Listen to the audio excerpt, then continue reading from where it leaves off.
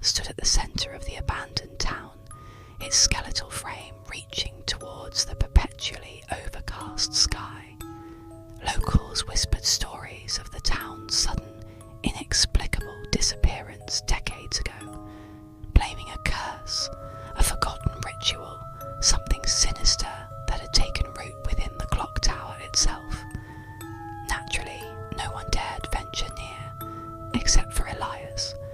Elias was a historian, obsessed with the town's lost history. He didn't believe in curses or supernatural phenomena.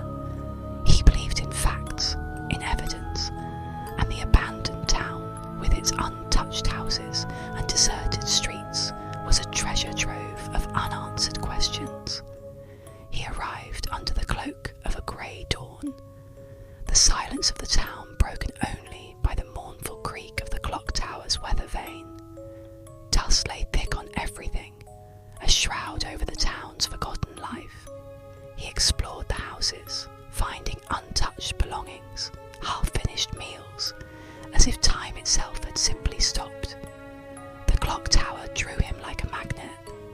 Its heavy oak door, warped and weathered, creaked open with a groan, revealing a winding staircase that spiralled upwards into the darkness. He lit a torch and began his ascent, the air growing colder, heavier with each step. The clock mechanism was a marvel of Victorian engineering, a complex array of gears and springs, all frozen in time. But it wasn't the machinery that caught his attention. It was the inscription etched into the clock's face, beneath the Roman numerals: Tempus Fugit. Time flies. As he read the inscription, a chill ran down his spine. He felt a presence, something watching him from the shadows. He turned, but saw nothing. He continued his examination, noticing a small, leather-bound book tucked away behind one of the gears. He opened it carefully, its pages brittle with age. The writing was in Latin, but Elias could translate. It was a ritual, a summoning, a way to control time. He felt a growing unease.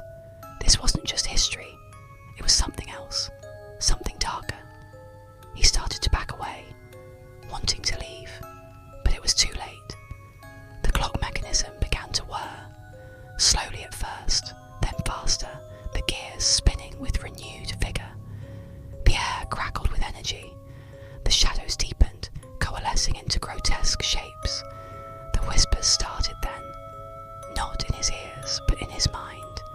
Ancient voices chanting the Latin words from the book. He felt a pull, a force drawing him closer to the clock.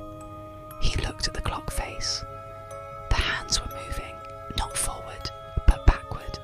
The town outside the tower windows began to shimmer, to distort.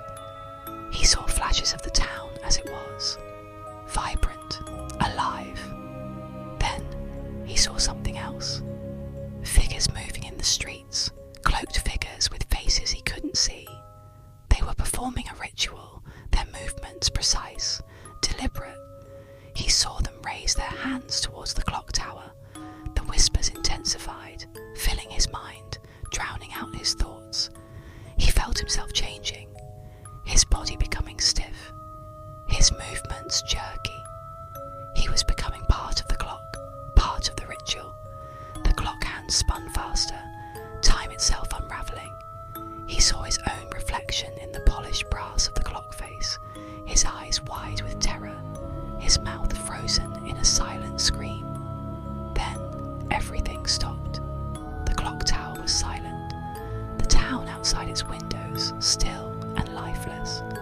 Elias was gone, his consciousness trapped within the clock, a prisoner of time, forever reliving the moment he opened the book, forever bound to the ritual that had consumed the town. And the clock ticked on, marking the passage of time, while time itself stood still for those trapped within its grasp.